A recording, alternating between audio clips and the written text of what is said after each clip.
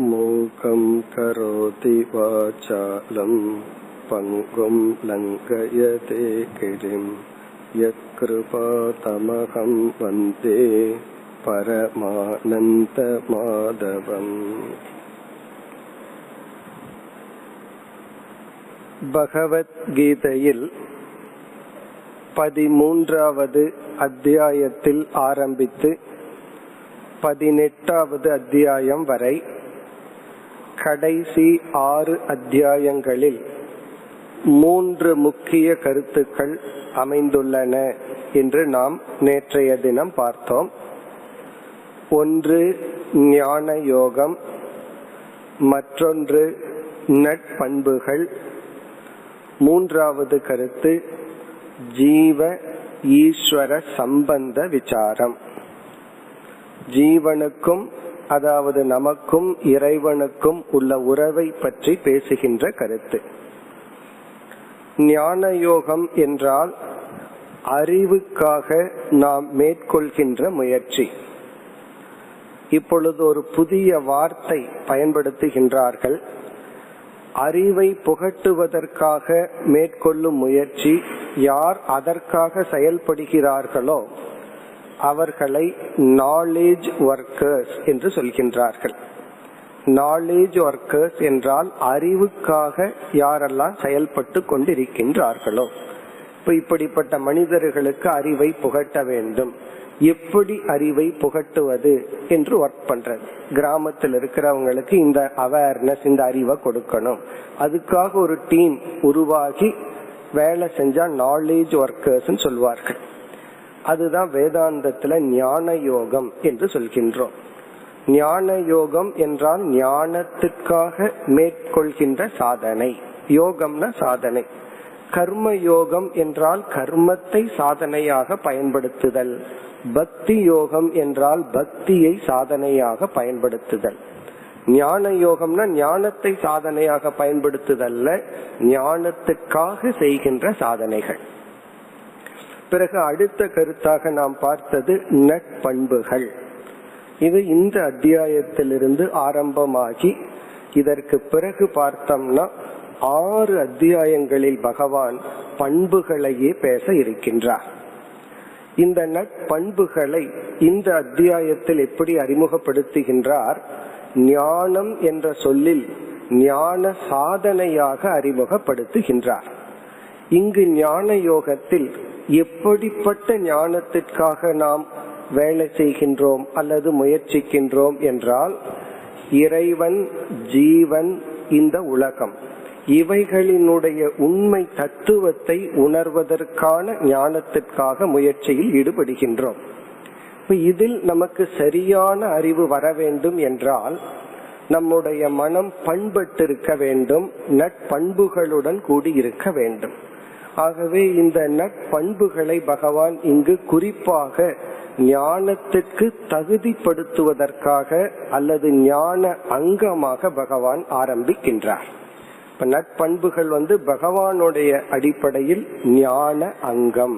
ஞான அங்கம் என்றால் இந்த நட்பண்புகளுடன் ஞான யோகத்தில் ஈடுபடும் பொழுது நமக்கு ஞானம் ஏற்படும். அப்படி இல்லை என்றால் சில தத்துவவாதிகள் எழுதிய நூல்கள் அல்லது வேதாந்த விசாரமே செய்தாலும் நமக்கு சரியான ஞானம் ஏற்படாது. ஒரு ரிஷி எந்த ஒரு அறிவை உணர்ந்து நமக்கு நூல்ல எழுதி உள்ளாரோ அந்த அறிவை நாம் அடைய முடியாது. அவர் அந்த அறிவை எந்த குணத்துடன் இருந்து அடைந்தாரோ அந்த குணத்துடன் இருந்தாதான் அவரோட அறிவை நாம பிடிக்க முடியுமே தவிர, இல்லை என்றால் இந்த அறிவும் பகவான் இந்த அத்தியாயத்துல சொல்ல போறார், எல்லாமே ஒரு காரண காரியம், ஒரு லாஜிக்கா இருக்கு. புத்திக்கு லாஜிக்கா ஏதாவது கிடைச்சா அது புத்திக்கு உணவு. சிலதெல்லாம் பசில் இருக்கு, அது நமக்கு நல்லா டைம் பாஸா இருக்கு. அல்லது செஸ் விளையாடுதல் அப்படிங்கறது அறிவுக்கு ஒரு வேலை, அது நமக்கு எக்ஸசைஸ் பண்ற மாதிரி இருக்கு. அதே போல சில பேர்த்துக்கு எக்ஸசைஸ் பண்ணி பண்ணி அதிலேயே ஒரு சுகத்தை கண்டிருப்பார்கள். அதே போலதான் புத்தியிலையும் சாஸ்திரம் படிக்கிறதே ஒரு சுகமாகிவிடும். அதில் இருக்கிற அறிவு நமக்கு கிடைக்காமல் போயிடும். எப்பொழுதுனா இந்த பண்புகள் இல்லை என்றால். பிறகு மூன்றாவது கருத்து நாம் பார்த்தது தத்துவமசி என்கின்ற உபதேசம்தான் உபனிஷத்தினுடைய மைய கருத்து. இந்த ஒரு மகா வாக்கியத்தை உபதேசிக்கத்தான் உபனிஷத் எத்தனையோ கருத்துக்கள் பேசுகின்றன. அதில் 3 சொற்கள் அமைந்துள்ளது. துவம் என்பது ஜீவர்களாகிய நம்மை குறிக்கின்ற சொல், தது என்பது இறைவனை குறிக்கின்ற சொல், அசி என்ற சொல் இருவருக்குள்ள உறவை குறிக்கின்ற சொல். முதல் 6 அத்தியாயத்தில் பகவான் துவம் என்கின்ற ஜீவ விசாரம் செய்தார். 2வது அத்தியாயத்திலேயே ஆத்ம அனாத்ம விவேகத்தை மேற்கொண்டு, பிறகு 4வது அத்தியாயத்தில் கர்மத்தில் அகர்மத்தை பார்த்தல், இது போன்ற இடங்களில் ஆத்ம அனாத்ம விவேகத்தை எல்லாம் செய்தார். அதாவது ஜீவனை ஆய்வு செய்தார். பிறகு 7வது அத்தியாயத்திற்கு மேல் தது என்று குறிப்பிடப்படுகின்ற இறைவனை பற்றிய அறிவை நமக்கு கொடுத்தார். யார் இறைவன், இறைவனுடைய இலக்கணம் என்ன, இதெல்லாம் சொன்னார். இனி இந்த அத்தியாயத்தில் இப்பொழுது நாம் பார்க்க இருக்கின்ற ஸ்லோகத்திலேயே உறவை பற்றி பகவான் பேசுகின்றார். இப்ப ஜீவன விசாரம் பண்ணி ஈஸ்வரையும் பற்றி விசாரம் பண்ணி இந்த இருவருக்குள்ள சம்பந்தத்தை பகவான் பேசுகின்றார். அப்ப முதல் 6 அத்தியாயங்கள் ஜீவ விசாரம், தொம்பத விசாரம். அடுத்த 6 அத்தியாயங்கள் தத்பத விசாரம். கடைசி 6 அத்தியாயத்தில் இங்கு அசிபதம், உறவை பற்றி பேசுகின்ற விசாரம். இப்ப இதுதான் இனிமேல் வருகின்ற பகுதின்னு பார்த்தோம். இப்ப இந்த அத்தியாயத்தில் பல புஸ்தகங்களில் அர்ஜுனனுடைய கேள்வியுடன் துவங்கி இருக்கும், சில புஸ்தகங்களில் அது இருக்காதுன்னு பார்த்தோம். 6 சொற்களுக்கான விளக்கம் இந்த அத்தியாயத்தில் பேசப்படுகிறது. அதில் இம்முறை நாம் க்ஷேத்ரன், க்ஷேத்ரஜ்ஞக, ஞானம் என்கின்ற 3 சொல்லுக்கான விளக்கத்தை பார்க்க போகின்றோம். இங்க க்ஷேத்ரன், க்ஷேத்ரஜ்ஞக இதைத்தான் நேற்றைய தினம் ஆரம்பித்தோம். அதை இப்பொழுது நாம் தொடர வேண்டும்.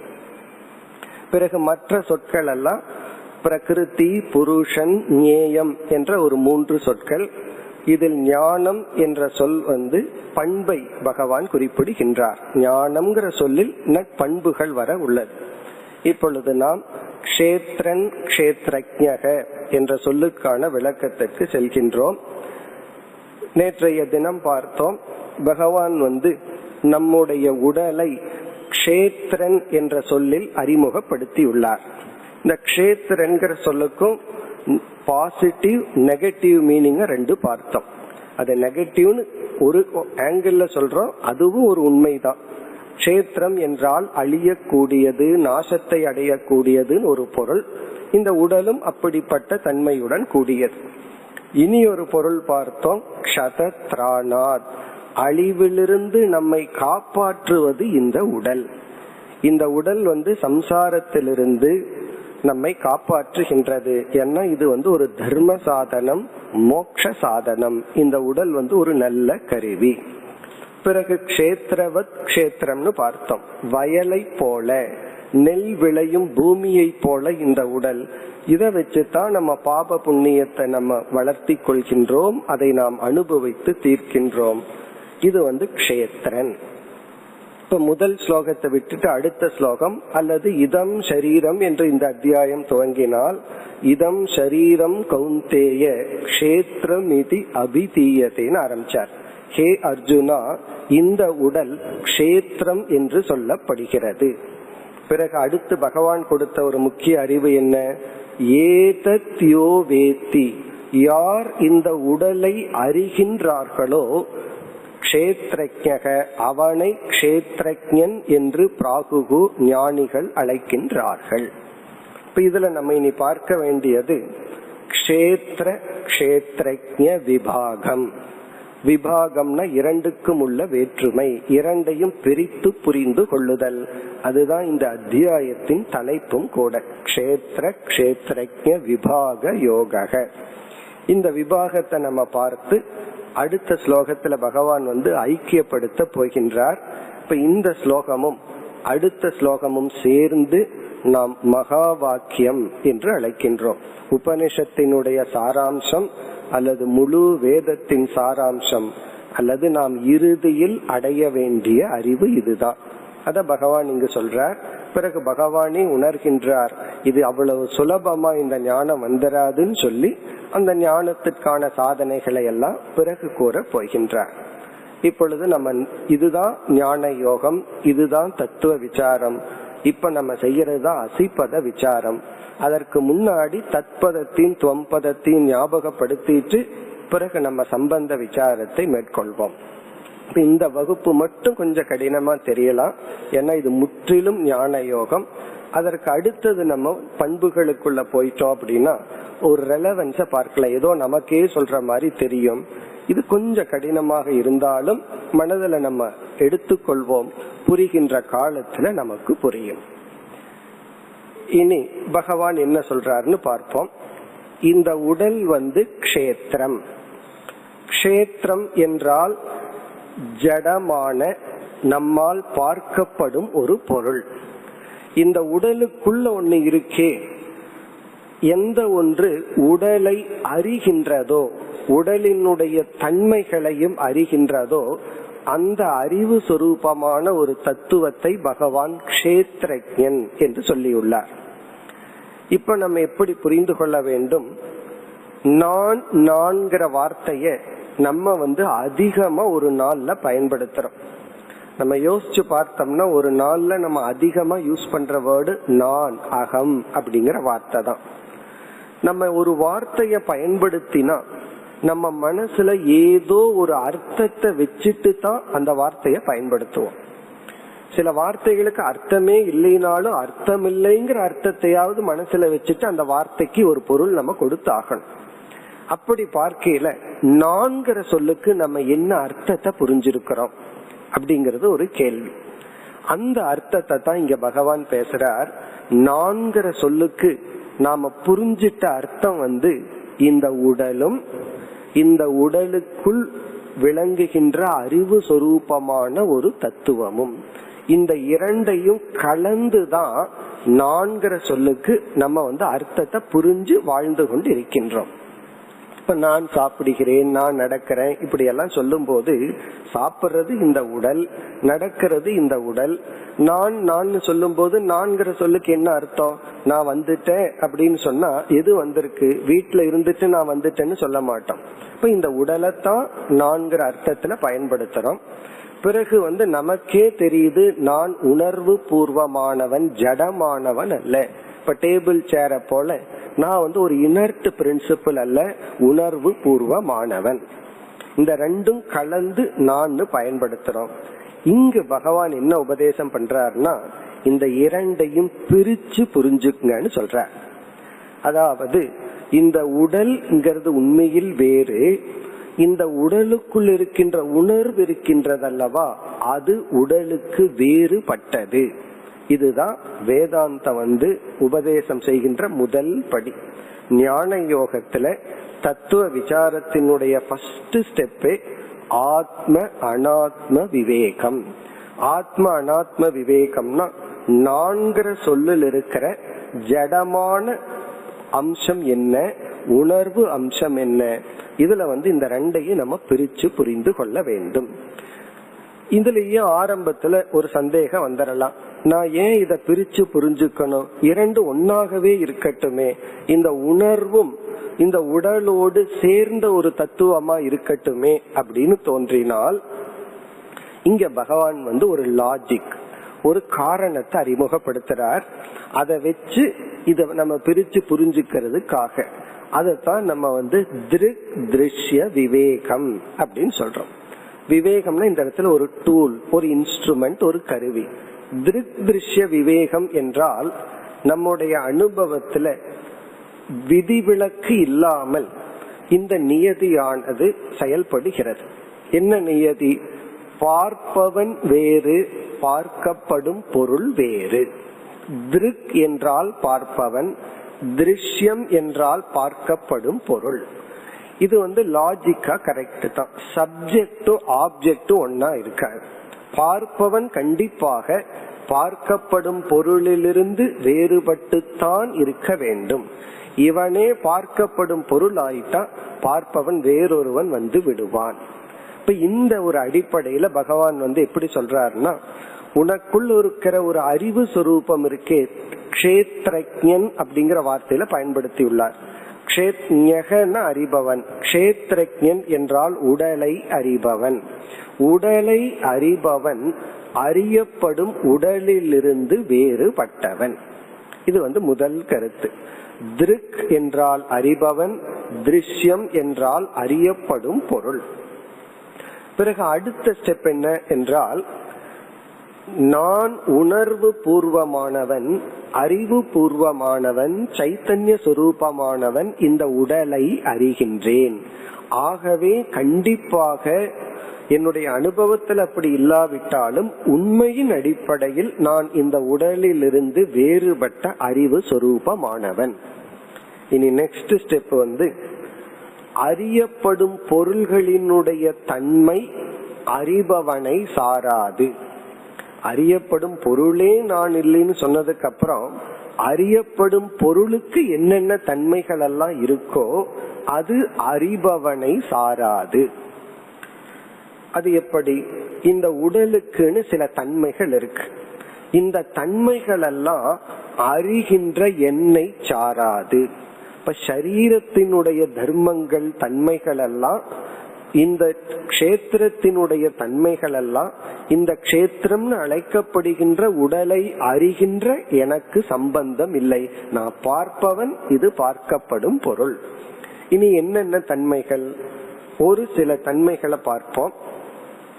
இந்த அறிபவன் என்றைக்குமே ஏகம், ஒருவன் தான். ஏன்னா நம்ம அனுபவத்துல அழகா புரிஞ்சுக்கலாம். குழந்தையா இருக்கும் போது நான் தான், இளைஞனா இருக்கும் போது நான் தான், வயோதிகனும் நான் தான் சொல்லி இந்த அறிபவன் மாற்றம் அடைவதில்லை. அறியப்படும் உலகமும் அறியப்படும் இந்த உடலும் தான் மாற்றத்தை அடைகின்றது. அவன் ஒருத்தன் தான். அறியப்படும் பொருள்கள் பல, அறியப்படும் உடல் விதவிதமாக வேற்றுமை அடைந்துள்ளது. கைய அறிகிற, கால அறிகிற, அப்ப இருந்த உடல் இப்படி, இப்ப இருக்கிற உடல் இப்படி. இதையெல்லாம் அறிபவன் நான் ஒருவன். அறியப்படும் உடல் இருக்கே அது பல. உடல் மட்டுமல்ல, உலகமும் உடலும் உடலினுடைய தன்மைகளும் பலவா இருக்கு. உடல் மட்டுமல்ல, மனமும் அறியப்படுகின்றது. இந்த இடத்துல க்ஷேத்திரன்னு சொல்லும் போது ஸ்தூல உடல் மட்டுமல்ல, நம்முடைய மனம், மனதில் இருக்கின்ற தன்மைகள், இவைகள் அனைத்தும். பிறகு அறிபவன் நிர்விகார சொரூபமானவன். விகாரம்னா மாற்றத்தை அடையாதவன். அறியப்படும் பொருள் விகாரம், மாற்றத்தை அடைகிறது. அதனாலதான் பகவான் க்ஷேத்திரம்ங்கிற வார்த்தையிலேயே சொன்னார். க்ஷேத்திரம்னா மாற்றத்தை அடைவது. இந்த உடல் மாறிக்கொண்டே இருக்கின்றது. உண்மையிலேயே அதை நம்ம விரும்புறோம். ஒரு குழந்தை பிறந்த உடனே அப்படியே இருந்ததுன்னா அது ஒரு நோயின்னு சொல்லிடுறோம். அது வளரணும், மாறிக்கொண்டே இருக்கணுங்கிறத நம்ம எதிர்பார்க்கிறோம். இப்ப இந்த உடல் சவிகாரம், மாற்றத்தை உடையது. இந்த உடலை பார்க்கின்ற அறிவு சொரூபமான நான், க்ஷேத்ரஜ்ஞனான நான், அறிவு சொரூபமான நான் மாற்றத்தை அடையாதவன். பிறகு அதை விட மாற்றத்திலேயே கடைசி மாற்றம் என்னன்னா மரணம் என்கின்ற ஒரு மாற்றம். இப்ப இந்த இடத்துலதான் நம்ம சயின்ஸ் படி எந்த விளக்கமும் அல்லது சயின்ஸினுடைய அடிப்படையில நம்ம பேசிவிட முடியாது. இறந்ததற்கு பிறகு மரணம் என்ற ஒரு நிலை இந்த உடலுக்கு வந்ததற்கு பிறகு என்னுடைய நிலை என்ன? அந்த க்ஷேத்ரஜ்ஞன்னு சொல்ற அறிவும் அணைந்து விடுகிறதா அல்லது அது அழிவதில்லையான்னா, இங்க பகவானுடைய போதனை அவன் அழிவதில்லை, இந்த உடல் தான் அழிகின்றது. இப்ப மரணம் என்பது க்ஷேத்திரத்துக்கு வருகின்றது, க்ஷேத்ரஜ்ஞனுக்கு வருவதில்லை. விகாரம் சொன்னா, நிர்விகாரம்னு சொன்னா மரணமும் ஒரு விகாரம் தான், ஒரு மாற்றம் தான். இப்படியே நம்ம பார்த்துட்டு வந்தோம்னா இந்த க்ஷேத்ரஜ்ஞன் இருக்கானே, அவனுக்கு அறிதல், அறிவு என்ற ஒரே ஒரு தன்மை தான். அவன் என்றும் இருப்பவன். என்றும் இருக்கிறதுனால அவனை சத்துன்னு சொல்றோம். அறிவு சொரூபமா இருக்கிறதுனால அவனை சித் என்று சொல்கின்றோம். பூர்ணமா இருக்கிறதுனால ஆனந்தம் அல்லது அனந்தம்னு சொல்றோம். இப்படி சச்சிதானந்த சொரூபம். ஆனா இந்த உடல் இருக்கே, இது தோன்றி கொஞ்ச நாள் இருந்து பிறகு இல்லாமல் போகுது. எந்த ஒரு பொருளுக்கு தோற்றம் இடைக்கால இருப்பு பிறகு இல்லாமை என்ற நிலை வருகிறதோ அந்த பொருளை சாஸ்திரம் மித்யா என்று அழைக்கும். மித்யா அப்படின்னு சொன்னா ஒரு காலத்துல இல்ல, இடைக்காலத்துல இருக்கு, பிறகு இல்லாமலும் போகும். அப்ப இந்த உடலும் இந்த உலகமும் மித்யா. பிறகு எந்த ஒரு மித்யா பொருளுக்கும் சத்தியமான பொருள் ஆதாரமாக இருக்க வேண்டும். நம்ம கயிற்றுல ஒரு பாம்பை பார்த்தோம் அப்படின்னா இந்த பொய்யான பாம்புக்கு உண்மையான கயிறு ஆதாரமா இருக்கணும். கண்ணாடியில முகத்தை பார்த்தோம்னா பொய்யான முகத்துக்கு உண்மையான முகம் இருக்கணும். அப்படி இந்த பொய்யான உடலுக்கு மெய்யான ஒரு ஆதாரம் தேவை. அதத்தான் பகவான் க்ஷேத்ரஜ்ஞன் அல்லது ஆத்மா என்று இங்கு அறிமுகப்படுத்துகின்றார். இப்ப இவ்வளவு நேரம் நம்ம செய்தது க்ஷேத்ர க்ஷேத்ரஜ்ஞ விபாகம். அதான் இந்த அத்தியாயத்தின் தலைப்பு. இப்ப நம்ம என்ன புரிஞ்சிருக்கிறோம்? நான் என்ற சொல்லுக்கு உடலோடு சேர்த்தியும் என்ன புரிஞ்சுக்கலாம். அப்படித்தான் புரிஞ்சிருக்கிறோம். யாருமே நமக்கு சொல்லி கொடுக்காமல் நம்ம குழந்தைக்கு எத்தனையோ பொருள்களுக்கு இதுதான் இந்த பொருள், இதுதான் அந்த பொருள்னு சொல்லி கொடுத்திருக்கிறோம். நான்கிற பொருளுக்கு நம்ம அந்த குழந்தைக்கு சொல்லி கொடுக்கவே இல்லை. அதாக நான்கிறத தெரிஞ்சிடுச்சு. நான் இந்த உடல் தான், உணர்வு சொரூபமானவன்னு சொல்லி யாருமே சொல்லி கொடுக்காம நாமளாக புரிஞ்சிட்டது ஒரே ஒரு பொருள் நான்கிற சொல்லுக்கு அர்த்தம். ஆனா சாஸ்திரம் என்ன சொல்லுது? அது முற்றிலும் தவறான பொருள். ஒரு கோணத்துல அந்த புரிஞ்சுக்கிறதுல தவறு உண்டு. அதத்தான் இங்க பகவான் கரெக்ட் பண்றார். இப்ப நான்கிற சொல்லுக்கு உடலும் உடலை அறிகின்ற ஆத்மாவும் க்ஷேத்ரஜ்ஞனும் கலந்துள்ளது. இப்ப நம்ம பிரிச்சு ஒரு இடத்துல வச்சுட்டோம். இப்ப நான்கிற சொல்லுல உண்மையான பொருள் இந்த உடல் அல்ல. இந்த உடலுக்கு ஆதாரமாக, உடலுக்கு அதிஷ்டானமாக இருக்கின்ற அறிவு சொரூபம், அது சச்சிதானந்த சொரூபம், அது அழிவதில்லை, நிர்விகாரம். ஆனா இந்த உடல் தான் மாறுகின்றது. இனி அடுத்த விசாரத்திற்கு போகணும். அடுத்த ஸ்லோகத்துல பகவான் அதை கூறுகின்றார். இப்ப இதோட ஒரு பகுதி முடிவடைகின்றது. இனி நம்ம அடுத்த இரண்டாவது அல்லது மூன்றாவது ஸ்லோகத்திற்கு சென்றால், இப்ப இந்த ஸ்லோகத்தோட இரண்டு தத்துவத்தை புரிஞ்சிட்டோம். க்ஷேத்ரம் க்ஷேத்ரஜ்ஞன். இனி அடுத்த ஸ்லோகம் க்ஷேத்ரஜ்ஞம் சாபி மாம் வித்தி சர்வ க்ஷேத்ரேஷு பாரத க்ஷேத்ர க்ஷேத்ரஜ்ஞயோர் ஞானம் யத்தத் ஞானம் மதம் மம. இப்ப இதுதான் பகவத்கீதையில் உள்ள மகா வாக்கிய ஸ்லோகம் என்று சொல்கின்றோம். இங்க பகவான் என்ன செய்கின்றார்?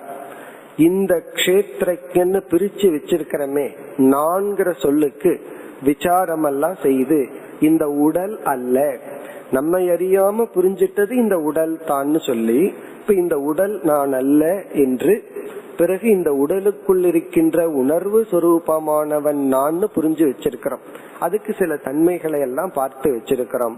அப்படிப்பட்ட இந்த உடலுக்கு ஆதாரமாக இருக்கின்ற இந்த ஆத்மாதான் இந்த உலகத்துக்கே ஆதாரமாக இருக்கின்ற பிரம்ம தத்துவம் என்று அறிமுகப்படுத்துகின்றார் அல்லது ஐக்கியப்படுத்துகின்றார். க்ஷேத்ரஜ்ஞம் சாபிமாம் வித்தி. ஹே அர்ஜுனா, உன்னுடைய ஒவ்வொரு ஜீவர்களுடைய உடலுக்குள் இருக்கின்ற இந்த க்ஷேத்ரஜ்ஞனை மாம் வித்தி, நானாக நீ அறிவாயாக. அதையே இறைவனுடைய ஆதார சொரூபமாக அல்லது இறை தத்துவமாக, பிரம்ம தத்துவமாக அறிவாயாக என்று அறிமுகப்படுத்துகின்றார். இனி இந்த பகுதியினுடைய விளக்கத்திற்கு வருவோம். இப்ப இதுவரைக்கும் நம்ம செஞ்சது ஜீவ விசாரம். இனி இறைவனை பற்றிய கொஞ்சம் விசாரம் பண்ணணும். யார் இறைவன், பகவான் யார் என்று விசாரம் பண்ணணும் அப்படின்னா, நம்ம முதல் படியில இறைவன்ங்கிற ஒரு தத்துவத்தை சாஸ்திரம் எப்படி அறிமுகப்படுத்துகிறது என்றால், இறைவன் என்பவர் இந்த உலகத்துக்கு காரணமானவர். நம்மைய எப்படி அறிமுகப்படுத்துகின்றது? இந்த உடலும் உடலுக்குள்ள இருக்கிற உணர்வும் ஜீவன் அறிமுகப்படுத்தது போல, யார் இறைவன்னா இந்த உலகத்துக்கு காரணமானவர். இப்ப இந்த உலகத்தையே படைத்து காத்து தன்னுள் எடுத்து கொண்டிருக்கிற வேலையை செய்பவர். இப்போ அவர் ஜடமா இருப்பாரா அறிவு சொரூபமா இருப்பாரான்னு ஒரு கேள்வி. இப்போ இந்த உடலையே நம்ம வச்சிருக்கிற நாம உணர்வு சொரூபமா இருக்கும் பொழுது உலகத்துக்கே ஆதாரமாக இருக்கின்ற இறைவனும் உணர்வு சொரூபமானவர். அப்போ இந்த இறைவனை எப்படி நம்ம பிரிக்கிறோம்? இந்த அனைத்துக்கும் காரணமா இருக்கின்ற அந்த இறைவன் எந்த பொருளை கொண்டு இந்த உலகத்தை படைச்சார்? அவருக்கு உலகத்தை படைக்கிறதுக்கு ஏதாவது ஒரு பொருள் வேண்டும் அல்லவா? அதத்தான் சாஸ்திரம் மாயா என்று அறிமுகப்படுத்துகிறது. அந்த இறைவனிடத்தில் மாயை என்று அழைக்கப்படுகின்ற ஒரு பொருள் அல்லது ஒரு சக்தி இருக்கு. அதன் துணை கொண்டு இந்த உலகத்தை படைக்கிறார், பிறகு காக்கின்றார், பிறகு மீண்டும் தனக்குள் எடுத்துக் கொள்கின்றார். இப்ப மாயையின் துணை கொண்டு படைக்கின்ற அந்த இறைவன் எப்படிப்பட்டவராய் இருப்பார் என்றால் அந்த இறைவன் உணர்வு சொரூபமாக இருக்கின்றார். இப்ப நம்ம ஜீவனிடத்துல எப்படி விசாரம் பண்ணணும்? உடலையும் உடலை அறிபவனையும் எடுத்துட்டு விசாரம் பண்ணி அறிவு சொரூபமாக இருக்கின்ற நான் அழியாதவன், மாறாதவன், ஒருவன் அப்படின்னு எல்லாம் பார்த்தோம். அதே போல இறைவனிடத்திலையும் போய் ஆராய்ச்சி பண்றோம். இப்ப இறைவனுக்குள்ளேயும் ஒரு அழியாத பொருள் இருக்கு. அத நம்ம பிரம்மன் என்று அழைக்கின்றோம். இப்ப ஜீவனிடத்தில் இருக்கிற அந்த உணர்வு சொரூபத்தை ஆத்மான்னு சொல்றோம். இந்த ஒரு உடலுக்கு ஆதாரமா அழியாத இருக்கிற பொருளை ஆத்மா என்றும், இந்த உலகத்துக்கே ஆதாரமாக இருக்கின்ற அந்த இறைவனுக்குள் இருக்கிற தத்துவத்தை பிரம்மன் என்று சொல்றோம். பிறகு இதே பிரின்சிபிள் அங்கேயே நம்ம அப்ளை பண்றோம். அந்த பிரம்மன் நிர்குண சொரூபமானவர், அழியாதவர், மாறாதவர், இப்படி எல்லாம் நம்ம பார்த்துட்டு இந்த மாயை இருக்கே இது உடலை போல. இந்த உடல் பல குணத்துடன் கூடியது, மாற்றத்துடன் கூடியது, அழிவுடன் கூடியது. அதே போல இந்த உலகமும் இந்த உடலை போல மாறுகின்றது, அழிகின்றது, ஜடமாக உள்ளது. இப்படி எல்லாம் பார்த்துட்டு பிறகு இந்த இரண்டையும் எடுத்து பார்க்கிறோம். இறைவனிடத்துல பிரம்மன் ஒரு அம்சம் இருக்கு, மாயைன்னு ஒரு அம்சம் இருக்கு. அந்த மாயையினுடைய தன்மை எல்லாம் உடலுக்கு சேர்ந்து வருது. ஜீவனிடத்துல ஆத்மான்னு ஒரு தன்மை, ஷரீரம் கஷேத்திரம்னு ஒரு தன்மை. இந்த கஷேத்திரத்தை விட்டுட்டு ஆத்மாவை எடுத்து பார்த்தோம்னா இங்க ஆத்மாவுக்கு என்னென்ன லட்சணம் சொல்றோமோ அதே லட்சணம் பிரம்மத்துக்கு பொருந்தி வருது. ஒரு நியாயம் ஒண்ணு இருக்கு, ஒரு லாஜிக் இருக்கு. லட்சண ஐக்கியாத் லட்சிய ஐக்கியம். இதனுடைய லட்சணமும் இதனுடைய லட்சணமும் ஒரே மாதிரி இருக்கிறதுனால இந்த இரண்டு பொருள்களும் ஒன்றுதான். அப்ப எப்படி நம்ம முடிவு பண்றோம்? இந்த ஜீவனுடைய ஆத்மஸ்வரூபமும் பிரம்மத்தினுடைய சொரூபமும் ஒன்றாக இருப்பதனால் ஜீவனுக்கும் ஈஸ்வரனுக்கும் ஐக்கியம் என்ற இறுதி முடிவுக்கு வர்றோம். இதுதான் சம்பந்த விசாரம்னு சொல்றேன். இப்ப இதற்கு இந்த விசாரத்துக்கு வர்றதுக்கு முன்னாடி இறைவனுக்கு நமக்கு என்ன உறவு, இது அசிப்பத விசாரம். ஜீவனை தனியா விசாரம் பண்றோம், ஈஸ்வரனை தனியா விசாரம் பண்றோம்.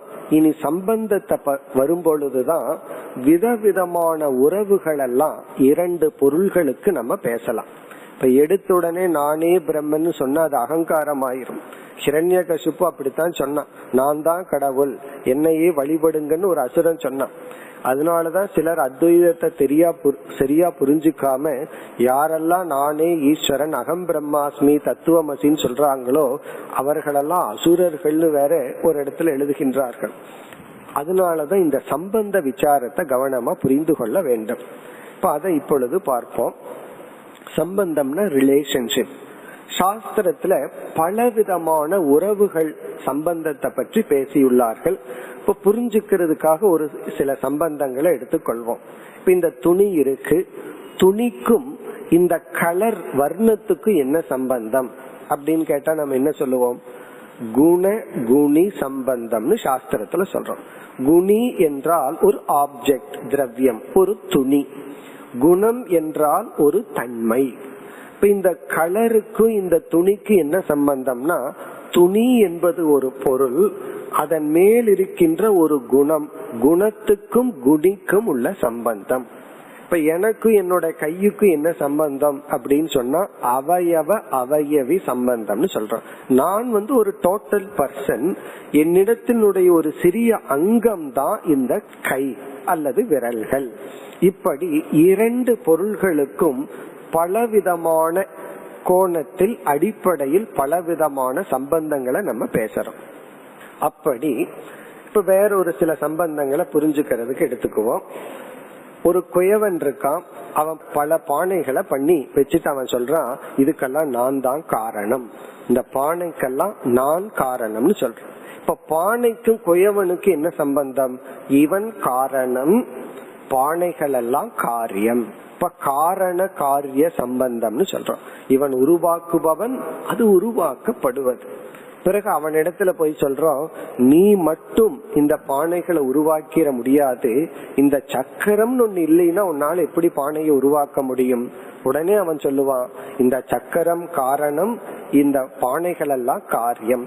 ஆகவே கரணத்தின் அடிப்படையிலும் சக்கரத்துக்கும் அந்த பானைக்கும் காரிய காரண சம்பந்தம் இருக்கு. குயவனுக்கும் பானைக்கும் ஒரு கோணத்துல காரிய காரணம்ங்கிற சம்பந்தம் இருக்கு. பிறகு களிமண் ஒரு கால் பேசினால் அந்த களிமண்ணு கேக்கும் எனக்கும் பானைக்கு என்ன சம்பந்தம்? அதையும் நம்ம சொல்லுவோம் காரிய காரண சம்பந்தம். களிமண் அப்படிங்கிறது காரணம், பானைகள் அப்படிங்கிறது காரியம். இப்படி பார்த்தோம்னா காரண காரியம்ங்கிற ரிலேஷன்ஷிப் ஒன்றுதான். ஆனா எத்தனை அடிப்படையில? குயவனும் நான் காரணம்னு சொல்லுவான், சக்கரமும் நான் தான் காரணம்னு சொல்லும், களிமண்ணும் நான் தான் காரணம்னு சொல்லும். இப்படி பல கோணங்கள்ல உறவுகளை பற்றி நம்ம சாஸ்திரங்கள்ல படிக்கிறோம். இனி நம்ம இப்போ நமக்கும் இறைவனுக்கு என்ன உறவு, இந்த உறவு அடிப்படையில தான் நம்ம சொல்லி ஆகணும். எந்த ஸ்டாண்ட் பாயிண்ட்ல இந்த உறவை பத்தி பேசுறோம் அதன் அடிப்படையில தான் உறவை சொல்லணும். நான்கிற சொல்லுக்கு இந்த உடல் அப்படிங்கிற அறிவோட நம்ம இறைவனை அணுகினால் நம்ம ரெண்டு பேர்த்துக்கு ஐக்கியம் கிடையாது.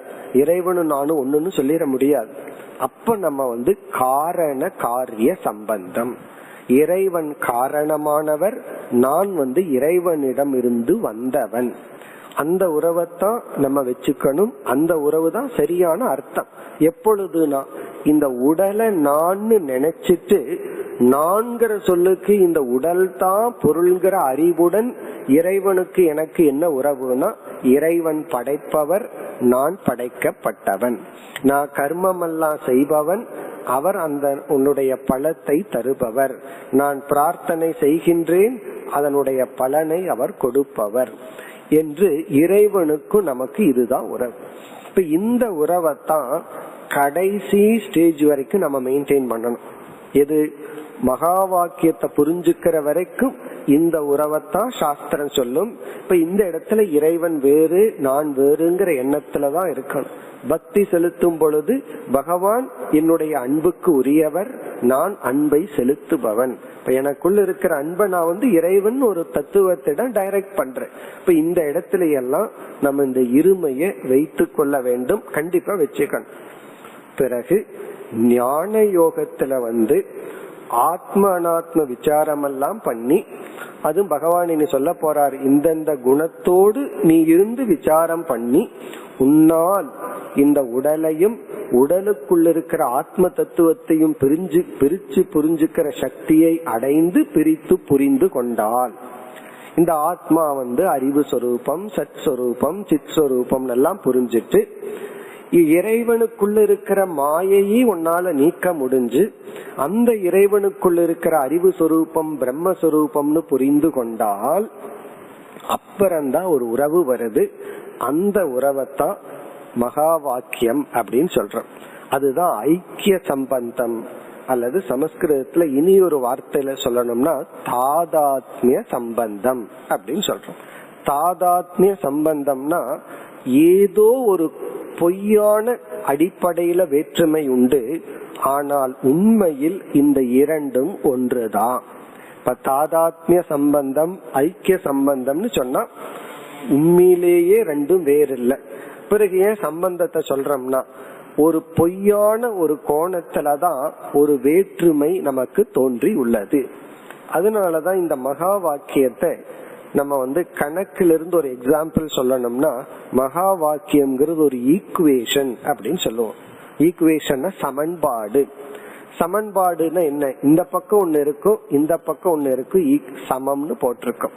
இப்ப 5 கூட்டல் 2 சமம் அப்படின்னு போட்டு 8 கழித்தல் 1 அப்படின்னு இருந்ததுன்னு வச்சுக்கோமே. இப்ப 5 கூட்டல் 2 இந்த பக்கம் இருக்கு, இந்த பக்கம் 8 கழித்தல் 1 மைனஸ் 1 இருக்கு. இது நமக்கு புரிஞ்சிடும், 5 2 7, 8ல 1 கழிச்சா 7, 2 1 தான். ஆனா இதே இது ஃபர்ஸ்ட் ஸ்டாண்டர்ட் குழந்தைக்கு கொடுத்தோம்னா அந்த குழந்தை என்ன பண்ணும், ரொம்ப நேரம் யோசிச்சு கண்டுபிடிச்சு ஆன்சரை சொல்லும். இப்ப இது என்னன்னா, மேலோட்டமா பார்த்தா இங்க இருக்கிற நம்பர் அந்த பக்கம் கிடையாது, இங்க இருக்கிற பிளஸ்ங்கிற சைன் அந்த பக்கம் கிடையாது, அங்க மைனஸ் இருக்கு இங்க பிளஸ் இருக்கு. இப்ப சமன்பாடுனா என்ன என்றால், ஏதோ ஒரு வேற்றுமையும் இருக்கணும், ஆனா அந்த வேற்றுமை உண்மையா இருக்க கூடாது. கொஞ்சம் விசாரம் பண்ண அந்த வேற்றுமை போயிடணும், அதுதான் ஈக்குவேஷன். அப்படி பார்க்கையில் ஜீவனுக்கும் ஈஸ்வரனுக்கும் உள்ள சம்பந்தம் என்னன்னா, வேற்றுமையும் உண்டு ஒற்றுமையும் உண்டு. வேற்றுமை எதன் அடிப்படையில், ஒற்றுமை எதன் அடிப்படையில், அதுதான். இப்ப இந்த இடத்துல நம்ம ஒர்க் பண்ணி 7ன்னு கொண்டு வரணும், இந்த பக்கமும் வேலை செஞ்சு 7ன்னு கொண்டு வரணும். அதத்தான் சாஸ்திரம் செய்கின்றது. ஜீவ விசாரம் பண்ணி ஜீவனுடைய உண்மை தன்மையை எடுத்து வச்சு, ஈஸ்வரனை விசாரம் பண்ணி அதனுடைய உண்மை தன்மையை எடுத்து வச்சு ரெண்டையும் சமப்படுத்துகின்றது. இதுலதான் நம்ம கவனமா இருக்கணும். ஜீவனை புரிஞ்சுக்கல அப்படின்னா இந்த சம்பந்தத்துக்கு வரக்கூடாது. நானும் இறைவனும் ஒண்ணு, அகம் பிரம்மாஸ்மின்னு ஒண்ணு சொல்லக்கூடாது. நான் ஜீவன் தான், இறைவன் இறைவன் தான், நாங்க 2 பேரும் வேறுதான். அதே போல இறைவனையும் விசாரம் பண்ணி பிரம்ம தத்துவத்தை புரிஞ்சுக்கல அப்படின்னா நம்ம சமன்பாடு செய்யக்கூடாது. உடலின் அடிப்படையில் சமப்படுத்திட்டோம் அப்படின்னா அது அகங்காரம், கர்வம், தப்பான அறிவு. உடலை பிரிச்சு சமப்படுத்தி கொண்டால் அது ஞானம். இப்ப இவ்விதம் இந்த ஸ்லோகத்துல பகவான் என்ன சொல்றார், க்ஷேத்ரஜ்ஞம் சாபி மாம் வித்தி. இந்த உலகத்தில் இருக்கிற ஒவ்வொரு ஜீவர்களுக்குள் இருக்கின்ற அந்த க்ஷேத்ரஜ்ஞன் இருக்கின்றானே, அறிவு சொரூபமானவன், அவனே இறைவனாகிய நானாக நீ அறிந்துகொள். இந்த இடத்துல மாம்னு சொல்ற இடத்துல பகவான் அதையே பிரம்ம தத்துவமாக அறிந்துகொள். இந்த உலகத்துக்கே ஆதாரமாக இருக்கின்ற இறை தத்துவமாக அறிந்துகொள் என்று பகவான் அறிமுகப்படுத்தி, இந்த மகா வாக்கியம் எல்லாம் ரொம்ப குறுகிய ஒரே ஒரு வரியில, க்ஷேத்ரஜ்ஞம் சாபிமாம் வித்தி சர்வ க்ஷேத்ரேஷு பாரத, எல்லா க்ஷேத்திரங்களிலும் எல்லா உடலுக்குள்ளும் இருக்கின்ற ஆத்மாவை பிரம்ம தத்துவமாக நீ அறிந்துகொள் என்று பகவான் இந்த இடத்தில் ஐக்கியப்படுத்துகின்றார். நம்ம பார்த்தோம் 13வது அத்தியாயத்துல ஞான யோகமும் ஜீவ ஈஸ்வர சம்பந்தமும் பேசப்படும்னு முதல் 2 ஸ்லோகத்திலேயே பகவான் அதை பேசிவிட்டு பிறகு அடுத்த வரியில இந்த ஞானத்தின் மகிமையை பேசுகின்றார். க்ஷேத்ர க்ஷேத்ரஜ்ஞயோர் ஞானம் எத்தத் ஞானம் மதம் மம. இப்ப இந்த அறிவு இருக்கே, இறைவனும் நாமும் அடிப்படையில் ஒன்று, மேலோட்டமாக பார்த்தால் அது வேறாக இருப்பினும் உண்மையில் ஒன்றுங்கிற இந்த ஒரு அறிவு இருக்கே, இதுதான் ஞானம்னு பகவான் சொல்றார். பிறகு அடுத்ததும் சொல்ல போறார், இத தவிர மீதி எல்லாமே அஞ்ஞானம்தான், மீதி எதுவுமே ஞானம் இல்லைன்னு சொல்றார். காரணம், ஞானம் அப்படிங்கிறது எவ்வளவு தூரம் மனதுல தோன்றின ஒரு எண்ணத்துக்கு ஞானம்ங்கிற ஸ்டேட்டஸ் கொடுக்கலாம், அது எது அறிஞ்சிருக்கோ அது அப்படியே இருக்கிற வரைக்கும் தான். இப்ப ஒரு பொருளை பார்க்கிறோம், அந்த பொருள் எப்படி இருக்கோ அப்படி புரிஞ்சிட்டோம். அந்த பொருள் மாறியதற்கு பிறகும் நம்ம மனசுல அதே எண்ணம் இருந்ததுன்னு சொன்னா அது ஞானம் கிடையாது. அது இருக்கும் பொழுது, இப்ப ஒருத்தருக்கு வயசு 15ன்னு சொன்னா 15ங்கிற ஒரு அறிவு எவ்வளவு நாளைக்கு உண்மைனா, அவருக்கு 15 வயசு இருக்கிற வரைக்கும் தான். அவருக்கு 25 வயசு ஆனதுக்கு அப்புறம் இன்னும் அவர் 15 வயசுன்னு நினைச்சிட்டு இருந்தோம் அப்படின்னா அது ஞானம் அல்ல. இப்ப பொருள் மாறினால் நம்முடைய ஞானமும் ஞானம்ங்கிற ஸ்டேட்டஸை இழந்துரும். அப்படி பார்க்கையில நாம எதையெல்லாம் ஞானம்னு நினைச்சிட்டு இருக்கிறோமோ அது அனைத்தும் மாற்றத்திற்கு உட்பட்டது. அப்ப அந்த ஞானமும் முழுமையானது கிடையாது. இப்ப ஏதாவது ஒன்றை பற்றி ஒரு அறிவை அடைஞ்சு அது மாறாமல் அப்படியே இருக்குன்னா அதுதான் ஞானம். அதுல பகவான் சொல்றார், அது ஆத்மா பிரம்ம ஐக்கியம், இதுதான் ஞானம். ஏன்னா இதுதான் என்னைக்கும் மாறாத உண்மை. மாறாத உண்மையை பற்றி அடைந்த அறிவுதான் ஞானம். மீதி எல்லாம் ஞானம் இல்லை. அதெல்லாம் என்னன்னா அத நம்ம புரிஞ்சுக்கணும். இத நம்ம புரிஞ்சுட்டாவே மைண்ட்ல ஒரு பிளெக்சிபிலிட்டி வந்துடும். நான் இப்போதைக்கு எதெல்லாம் புரிஞ்சு வச்சிருக்கிறனோ அது இப்போதைக்கு சரி, நான் மாற்றி கொள்ளணும். பொருள்கள் மாறும் பொழுது என்னுடைய மனசையும் நான் மாத்தி புரிஞ்சுக்கணுங்கிறது ரொம்ப முக்கியம்.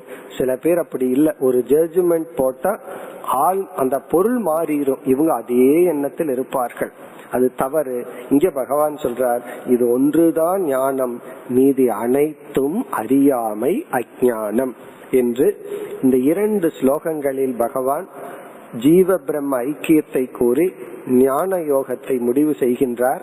இனிமேல் 15வது அத்தியாயம் ஆங்காங்குதான் இந்த ஆத்ம தத்துவத்தை பேச போறார். பிறகு என்ன செய்கின்றார், அடுத்த 2 ஸ்லோகங்களில் இந்த க்ஷேத்திரத்தினுடைய தன்மை என்ன, உடல் எதிலிருந்து வந்தது, உடலினுடைய தோற்றம் என்ன, உடல் எதிலிருந்து வந்தது, உடலிலிருந்து என்னென்னலாம் வருதுங்கிறதையும் நான் இனிமேல் சொல்ல போறேன்னு சொல்லி, அதே போல அந்த ஈஸ்வரனுடைய தன்மையையும் நான் விளக்க போகின்றேன்னு சொல்லி ஒரு சிருஷ்டியை பற்றி பகவான் பேசுகின்றார். அதுதான் இந்த தலைப்பினுடைய கடைசி கருத்து. சிருஷ்டியை பற்றி பேசும்போது என்ன சொல்கின்றார், இந்த உலகம் எப்படி தோன்றியதுன்னு சொல்லி ஒவ்வொரு உபனிஷத்துக்களிலும் ஒவ்வொரு சாஸ்திரத்திலும் ஒவ்வொரு விதத்தில் பேசப்படும். இப்ப சாங்கிய மதம்னு ஒரு மதம் ஒரு காலத்தில் இருந்தது. இன்னைக்கெல்லாம் அது வெறும் புஸ்தகத்துலதான் இருக்கு. அவர்கள் சிருஷ்டியை பற்றி ரொம்ப அழகா பிளான் பண்ணி சொல்லி உள்ளார்கள். அந்த கருத்தை பகவான் இங்கு கூறி, அவர்கள் அவ்வியக்தம், மகத், அகங்காரம், கர்மேந்திரியம், ஞானேந்திரியம், சூக்ஷ்ம பூதங்கள், ஸ்தூல பூதங்கள் இதெல்லாம் எப்படி வந்ததுன்னு ஒரு பேட்டர்ன் அமைத்து கொடுத்தார்கள். அதையெல்லாம் இங்க பகவான் குறிப்பிட்டு இப்படியெல்லாம் சிருஷ்டி உருவாகி உள்ளது என்றெல்லாம் கூறி, ஆனால் இந்த சிருஷ்டி, இந்த படைப்புங்கிறது மித்தியா. மித்தியான்னு என்ன அர்த்தம், பார்க்கறதுக்கு இருக்கு, அனுபவத்துக்கு இருக்கு, ஆனா விசாரித்து பார்த்தால் இது உண்மையில் இல்லை என்று கூறி இந்த தலைப்பை பகவான் நிறைவு செய்கின்றார். இப்ப இந்த ஸ்லோகங்கள்ல சாராம்சம் என்னன்னா, இறைவனுக்கும் நமக்கும் 2 விதமான உறவுகள். அதுதான் நம்ம மனசுல பதிய வேண்டும். ஒன்று உடல் தான் நான் என்று நினைத்தால் இறைவன் காரணமானவர், நான் இறைவனிடமிருந்து தோன்றியவன், அவரே தாய் தந்தை, நான் ஒரு குழந்தை, ஒரு பக்தன். இந்த ரிலேஷன்ஷிப்பை தான் நம்ம கடைசி வரைக்கும் வச்சிருக்கணும். அதற்கு பிறகு நாம ஞான யோகத்துல ஈடுபட்டு விசாரம் எல்லாம் பண்ணி இந்த உடல் அபிமானத்தை எல்லாம் விட்டு நான் ஆத்மா என்று புரிந்து கொண்டு இறைவனுக்குள் இருக்கிறதும் அதே தத்துவம் தான் புரிந்து கொண்டால் இறைவன் வேறல்ல, நான் வேறல்ல. இத நம்ம வெளியே சொல்ல முடியாது. அதனாலதான் குரு சிஷ்யனிடத்துல உபதேசம் பண்ணும் போது நான் பிரம்மன்னு சொல்லி உபதேசிக்க மாட்டார், தத்துவமசின்னு நீ பிரம்மன்னு தான் உபதேசிப்பார். அதனாலதான் இந்த மகா வாக்கியம் தத்துவமசிங்கிறது உபதேச வாக்கியம்னு சொல்றோம்.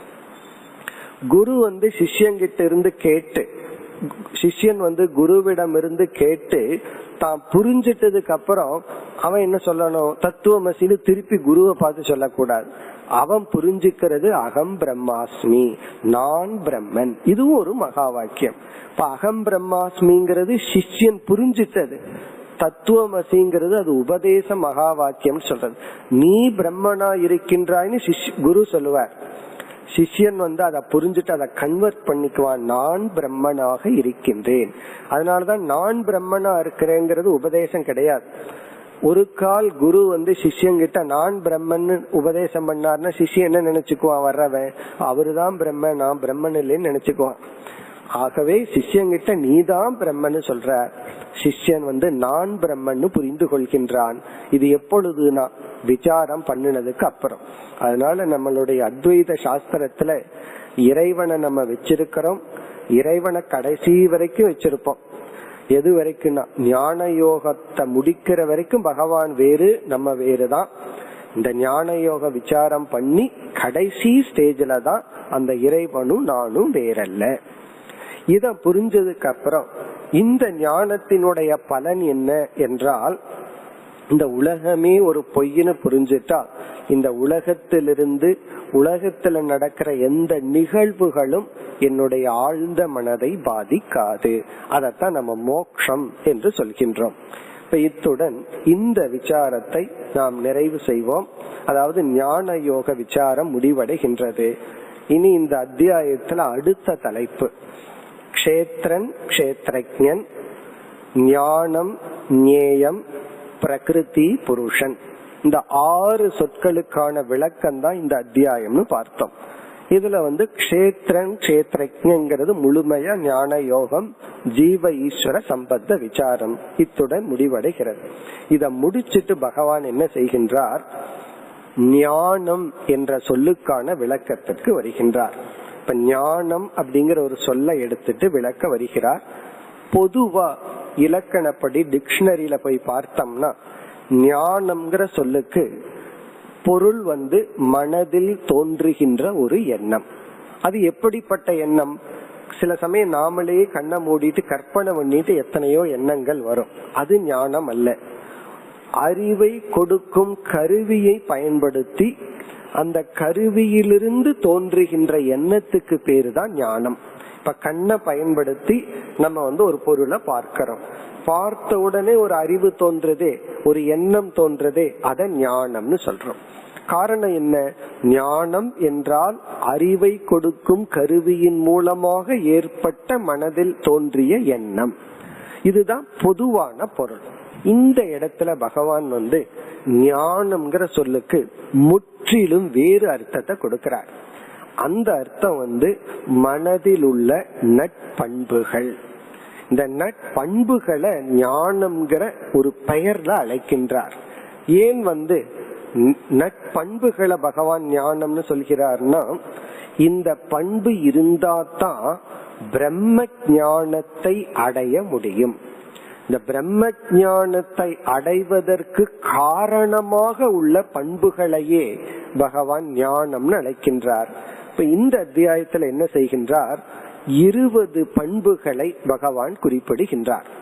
5 ஸ்லோகங்களில் அமானித்துவம், அதம்பித்துவம், அஹிம்சா, சாந்தி, ரார்ஜவம் ஆரம்பிச்சு 5 ஸ்லோகங்களில், அது முதல் ஸ்லோகத்திலேயே 9 பண்புகள் வருகின்றது.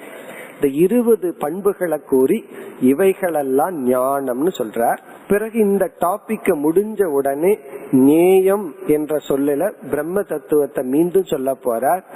பிறகு பிரகிருதி புருஷன் என்கின்ற 2 சொல்லை எடுத்துட்டு மீண்டும் ஆத்ம விசாரத்தை செய்ய போறார். அதனால இந்த அத்தியாயத்துல பார்த்தோம்னா இடையில பண்புகள், அதற்கு பிறகு மீண்டும் ஆத்ம விசாரம். பிறகு அடுத்த அத்தியாயத்திலிருந்து பார்த்தோம்னா 18 அத்தியாயம் முடியும் வரை எல்லா அத்தியாயங்களையும் நட்பண்புகளை விதவிதமான கோணங்கள்ல பேச போறார். அடுத்த அத்தியாயத்துல குணம்ங்கிற வார்த்தையில பேசுவார்.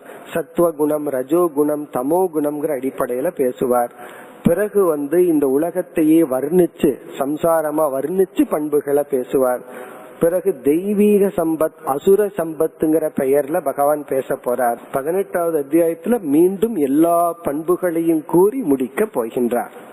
இனி நம்ம அந்த பண்புகளை பற்றிய விசாரத்திற்கு போலாம். இந்த பண்புகள்ல பகவான் அமானித்துவம்னு ஆரம்பம் செய்கின்றார். அந்த பண்புகளுக்கு செல்வதற்கு முன் அடிப்படையா பண்புகளை பற்றி ஒரு முகவுரையுடன் நம்ம ஒவ்வொரு பண்பையும் எடுத்துட்டு சுருக்கமா பார்ப்போம். இப்ப இம்முறை இந்த 20 பண்புகள்ல சிலவற்றை பார்ப்போம். அடுத்த முறை மீதிய பார்த்துட்டு பிறகு மீண்டும் ஞான யோகத்திற்குள் செல்லலாம். இந்த பண்புகளை பார்க்கறதுக்கு முன்னாடி இந்த பண்புகளை பற்றி நமக்கு பேசிக்கா சில ஞானம் தேவைப்படுகிறது. அந்த அடிப்படையில தான் ஒவ்வொரு பண்பையும் எடுத்துட்டு நம்ம விசாரம் பண்ணணும். முதல்ல பண்புகள்னா என்ன, நட்பண்புகள், நல்ல குணம் அப்படின்னா என்னங்கிறது ஒரு கேள்வி. சில சமயங்கள்ல நம்ம பயன்படுத்துறோம், அவனுக்கு நல்ல குணம் இருக்கு, அவனுக்கு நல்ல குணம் இல்ல, கெட்ட குணம், இப்படி எல்லாம் சொல்றோம். இப்ப நட்பண்புகள் அப்படிங்கறதனுடைய லட்சணம் என்னன்னா, இதையும் பல கோணத்துல பார்க்கலாம். இங்கு ஒரு கோணத்துல பார்த்தோம்னா, நம்முடைய எந்த ஒரு எண்ணம் அல்லது எந்த ஒரு பழக்கம், எந்த ஒரு பாவனை, ஆட்டிடியூட் அல்லது சிந்தனை அல்லது குணம் நமக்கும் நன்மையை கொடுத்து சமுதாயத்துக்கும் மற்ற உயிரினங்களுக்கும் நன்மையை கொடுக்குமோ அதை நட்பண்புகள் அப்படின்னு சொல்றோம். வேல்யூன்னு ஆங்கிலத்துல சொல்றோம், குணம்னு சொல்றோம். எது குணம்னா ரொம்ப ஈஸியான லட்சணம் இது. இது குணம் சொன்னா எந்த ஒரு குணம், அது மனதினுடைய சிந்தனையா இருக்கலாம், நம்முடைய பழக்கமா இருக்கலாம், நம்முடைய பர்சனாலிட்டியா இருக்கலாம், அது நமக்கும் மற்றவங்களுக்கும் நன்மையை கொடுக்குமோ அதுதான் நட்பண்பு. இனி தீய பண்பு என்ன, மிக சுலபமா புரிஞ்சுக்கலாம். எது நமக்கும் மற்றவர்களுக்கும் தீமையை கொடுக்குமோ அது தீய குணம். இந்த இடத்துல நம்ம கவனமா நன்மை தீமைங்கிற வார்த்தையை பயன்படுத்தி இருக்கிறோம், இன்பம் துன்பம்ங்கிற வார்த்தையை பயன்படுத்தல. சிலதெல்லாம் இன்பத்தை கொடுத்தா அது நல்லதுன்னு நினைக்கிறோம், அப்படி இல்ல. துன்பத்தை கொடுத்தா கெட்டதுன்னு நினைக்கிறோம். இன்பமெல்லாம் நல்லது, துன்பமெல்லாம் கெட்டதுங்கிறது தப்பு.